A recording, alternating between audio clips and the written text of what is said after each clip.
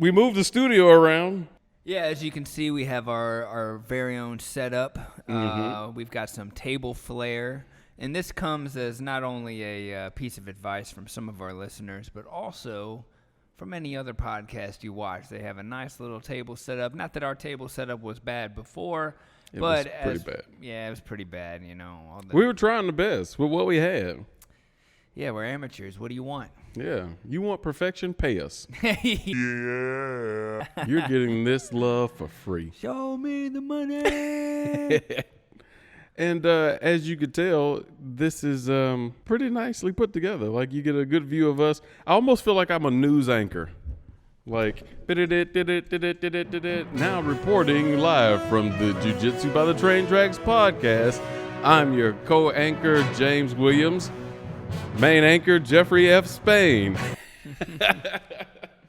I am Walter Cronkite. Walter.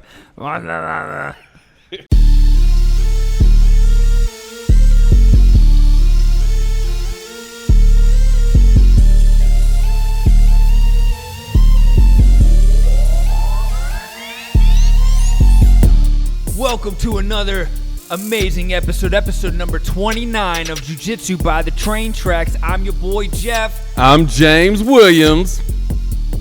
And we're choo-choo by the Juju. That wasn't right. You did it backwards, but that's okay because it's Juju by the choo-choo.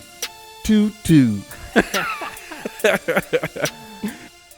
Well, next time we'll chop this table in half, and that way we can sit facing this way some. Well, this is good, I think. We have a healthy amount of distance. Like, I don't feel too close to you. How about See, now? if our knees start touching, then things are going to get really weird. No, if our knees touch, that's just the start. If anything else touches, then it's weird. What else would touch, James? I don't know. Hair follicles, Hair follicles. grips. So I guess we had a little bit of jiu-jitsu to talk about today, which is rare on this show. It's not. Recently, there was a invitational event that was hosted by Flow Grappling.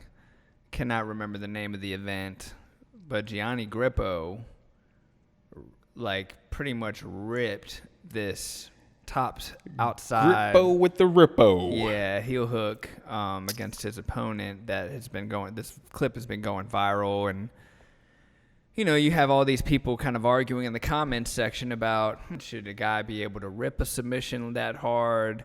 Is it bad sportsmanship, or is he just playing the game? Reggie, going to Reggie reporting live on the scene. Yeah. So let's get Reggie's take on the submissions here. See what he thinks about this Gianni Grippo and this new segment of the show that we're going to call What Reggie Thinks. So Jeff asked me to watch this Gianni Grippo video, so we're going to go ahead and press play on it now. Alright, so he's sitting there, he's thinking about passing the guard, maybe doing a leg. Sweet Jesus! I mean, he didn't even let the guy tab. What the f***? What a f***ing asshole! Off with his head! I think they should revoke the money from the tournament, and they should give it to that guy's f***ing medical bills! Thank you, Reggie, for your take on that. I don't know, man. A lot of factors come into play because unfortunately, it's a contact sport. Like, is it a legal technique? Yes. If it were a boxing match and Mike Tyson hit a guy in the jaw and his jaw broke off in the middle of the fight, would you say that Mike Tyson was being overly aggressive? No, you would say that's part of the game. Yeah, in a boxing match, you're looking for a knockout. Right. You think it's possible to hit the guy too hard and kill him? Oh, I didn't mean to hit him that hard. It's I mean... Well, what are you supposed to do? Pull your punches? Exactly. And if you're doing that, what's the point of the sport? Like, now, there's different aspects of boxing as well because they call it the sweet science because, like a boxer like Floyd Mayweather, he's not necessarily looking to knock somebody out, but if it happens as a result of multiple blows to the head, well, yeah, he good on him. But if you watch Floyd, most of what he's doing is just trying to make contact. He's trying to get those points up so that he can win round by round and out-cardio the guy. That's his style, right? Yeah.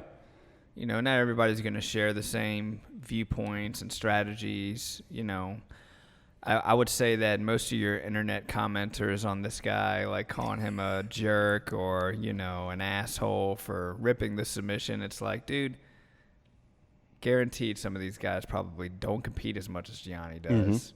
Not at the highest level that he does compete at. And when there's $10,000 on the line, you're going to rip, man. Yeah. Like, you're going to try to win, and you're going to try to win quickly. Yeah, that's a new Honda Accord. Like, come on, man. Yeah, no doubt. But at the same time, I think if he would not have done that, did those same commenters, would they say he would still have won?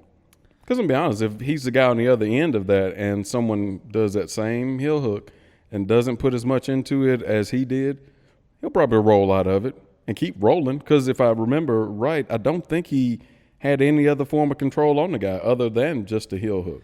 If you watch the video, like, over and over again, there's a split second where Gianni turns to get the grip, right? And he latches it up, and then he goes ahead and torques, right? Yeah. So I feel like me as the bottom player, there's a split second where you got to know.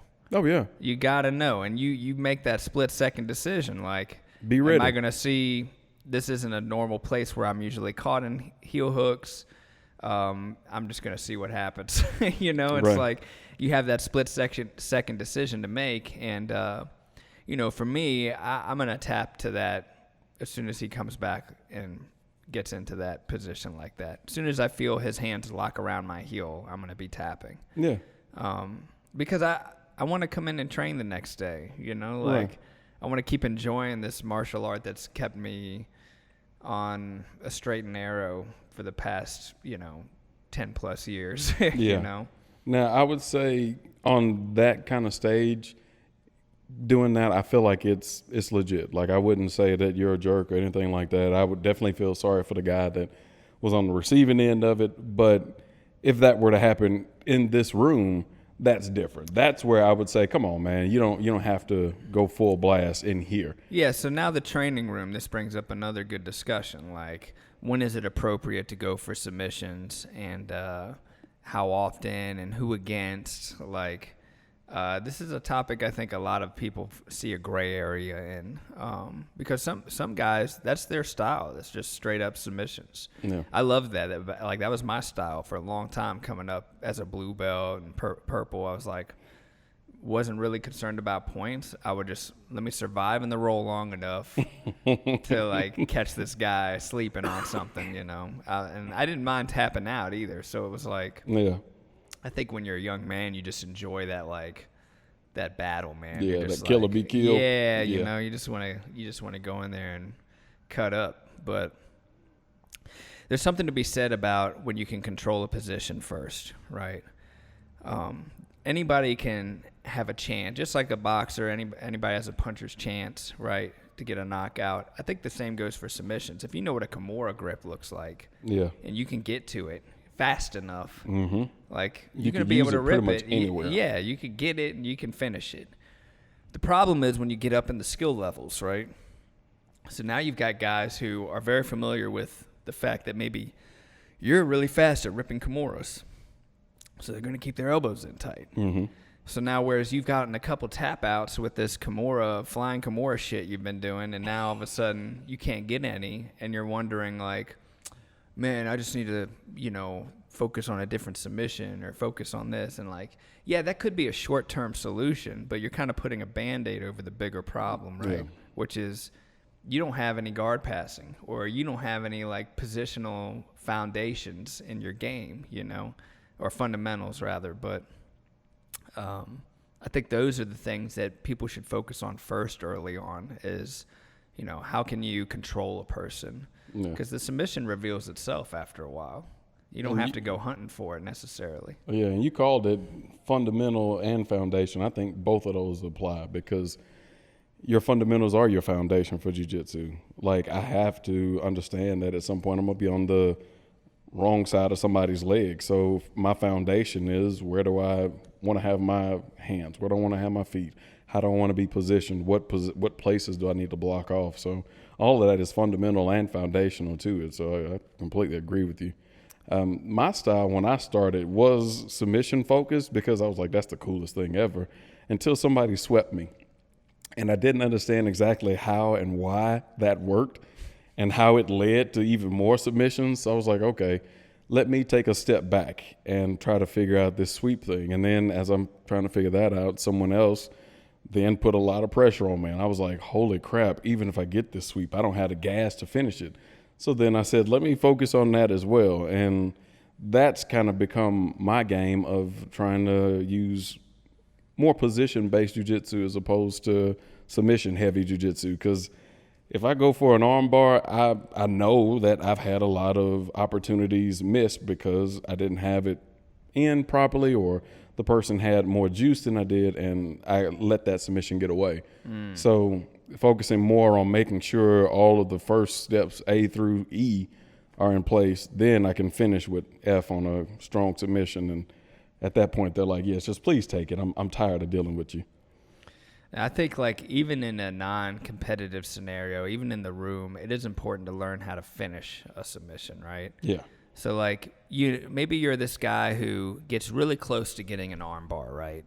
You get super close to it. Maybe you catch this one guy in a sequence, a couple nights in a row, and he just slips out of this arm bar every time. And you're going home and you're like, man, what is going on? Like, I'm getting there. I can't finish it. I know I can do it. That's definitely the quiet ride home with no radio, windows down. Yeah. So, like, eventually this person is going to come to two conclusions. They're going to, or one of two conclusions. They're either going to think, okay, I just suck at the arm bar, or they're going to think the next time I'm going to give that guy a reason to tap, I think the latter is probably the more appropriate way to approach your training, because in order for us to have a mutual respect for our training partners, we have to give them an adequate response, right? And if I think that your arm bar is trash, I'm never going to respect it when you get me in it, right? Yeah.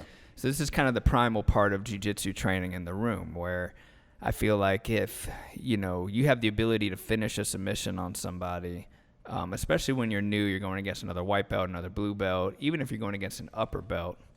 Now, I draw the line at purple and above with white belts, right? A purple belt should know how to finish a submission. There should be nothing to prove there, right? But you can still submit white belts, but just in a very organized and very,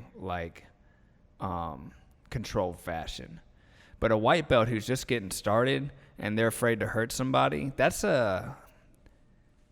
something that they have to, that's an obstacle, right, in their mind that they have to get over. Not wanting to hurt somebody is good, but it could lead to poor performance, right?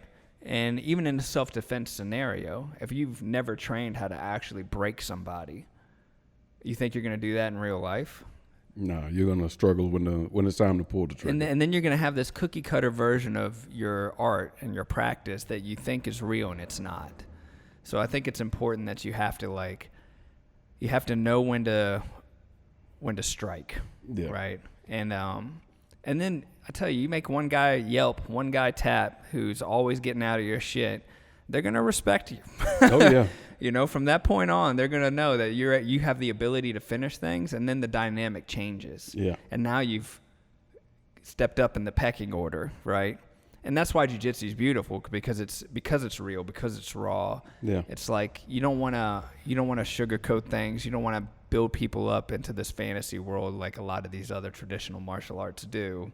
That, here's your black belt, you'll be able to beat anybody's ass, when in reality you have never even been tested in that way. Yeah.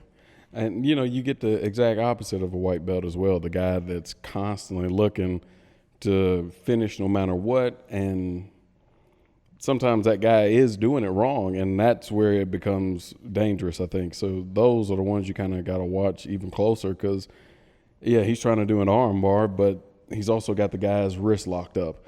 And doesn't even register that, I'm wrist locking him right now, and I hadn't finished the arm bar, so why is he tapping? I'm going to go on and finish this arm bar. Oh, yeah, the guys have no, situational awareness of what they're actually doing. Yeah, those guys are dangerous, you know. And you Yeah. gotta figure out who those people are in your gym early. Usually, everybody knows who they are. You know, and it's funny because you become where you're bred. So like, if you came up in a school where shit's like that, and you go move to another state and you join a school, and all of a sudden you're the asshole, even though you just came up in a school that was like This was norm for us. dog eat dog. You know. I think it's good, though. You have to have a balance. You have to have your technical, methodical people, thoughtful people, and you have to have some wild motherfuckers because those guys are going to tell you what's real. Yeah, you know? and they're going to push the rest of the room as well. And it's good to have that healthy balance of, hey, right now we're working this. So this is going to require everybody to calm down, meaning you. Now we're going to work this, which means everybody's intensity is going to have to go up. So that means you guys are going to have to increase your intensity. And so much of this falls on a coach and instructor to have awareness of everybody's personality type. Yeah. Partnering up specific people and raising upper belts to like have the same awareness, right? Because if the instructor's not around, you're going to want to have a room full of people with like purple and above that will have the same insight into the personalities of the people in the room, right? Yeah. And everybody looking out for each other, nobody's being like mismatched in this crazy way. Yeah, don't put the 110-pound girl with the brand new white belt that's 350 pounds. Right. But, it is important to test, so you have to gauge, like, it's a very interesting, like, it's, when you're gauging people and pushing them past their comfort zone, this person probably will lose against this person, but I feel like they've got a shot. Yeah. And I feel like they need to have that extra difficulty to help them get to that next level or to help them see what they need to work on next. So having that balance, I think, is important. So if you're thinking about teaching jiu-jitsu or instructing, that's a super important thing. Like, you don't want to be so lost in your own training during the class that you lose sight of what's happening around you, because that's happened to me where starting a school and hell, there was a time I was sparring right next to you. You're sparring with a white belt girl. I was trying to teach her. And you're trying to teach her something. And you're on your back in the guard, and here Alex and I are, I do a back step to get out of his, to try to pass his guard, and I back step right onto James's face. I mean, I like pancaked him right there. It was a solid. Mat. Please make sure you add that in right here.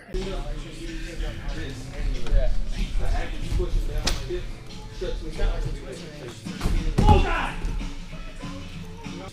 Oh God! Oh God! Oh God! You all right? Oh God! You all right? Oh God! You all right? We have another one where you were rolling with Alex, and pretty similar mindset, I think.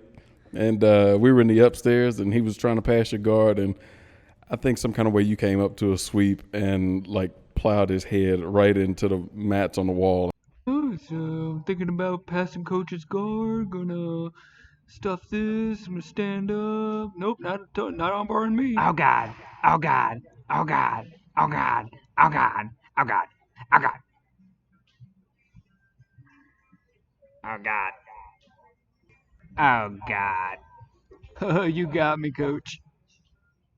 I love you. Yeah, so when I first started rather making videos, do a lot of like group chat specific content for group chat eyes only. So some of it was shit talking, some of it's just fun and silly. But it's only with the ones that the shit talking is only with the ones that can handle it, like the ones that we've got close relationships with. It's not like I'm not going to make fun of the brand new guy that just came in. No, we're talking about long-term people that are vested. And honestly, if your coach or the guys are giving you a hard time in the gym or they're busting your balls, that means they like you. Yeah. Like, most times. Some of the time, most of the time. Usually, if they don't like you, they're thrashing you in the gym like constantly. Yeah. Like it feels. And like, then they make fun of you. If it feels like a battle to the death all the time, then the first thing you have to address is like, is it them or is it you? Yeah. Like, Am I lacking intensity or am I using too much? Yeah. And they're just meeting that intensity. Right. All right. Reciprocating. Reciprocating. There you go. Yeah. That's a fancy word of the day. That is a fancy word. Reciprocate. You're doing good with the little. Hey, because there's space here. You know, this is a perfect spot to put all of your video content. So you can still see our faces, but you can see the amazing imagery here. You just want to give me more work. That's what that Exactly. is. Yeah, you're just like, do more, Jeff. Do more. Make it pretty, Jeff. These people are sick of just the talking. They need some visual. Well, what about the people who are listening, right? They don't. They don't get to see that? I'm so sorry. Yeah. Sorry. Not sorry. We have some listeners in Australia. I want to say Wow. hello to our listeners in Australia. Hey, Ricardo. Ahoy. That's Australian, right? That's Australian, right? Hoy? Ahoy? Ahoy? I think that's like pirate talk. Hey, so thanks for hanging out with us again, guys. It's been a blast. A lot of good conversation. Hope you enjoy the new layout of the facility and the ambiance. We're trying to give you a different view and different perspective of what we do and how it looks in this amazing facility we got. And thanks for hanging out with us, man. It's always great for those lovely comments that you send us. Jeff and I always try to find a reason to hit back. So absolutely, and we're going to probably continue this this format where we talk about a little bit more current events in the jiu-jitsu community, as well as involving Reggie and seeing what he thinks each episode. So if you liked this episode, go ahead and smash that like button, right? Because that's not what every single YouTuber says. And hit the subscribe, hit the bell, because you like us, all right? Not because of the formality of it, because you appreciate what we do, and you'd rather do that than give us money at anchor.fm/JJT. 99 cents a month. cup of coffee. Cup of coffee. You can support these poor children. I'm rich, bitch!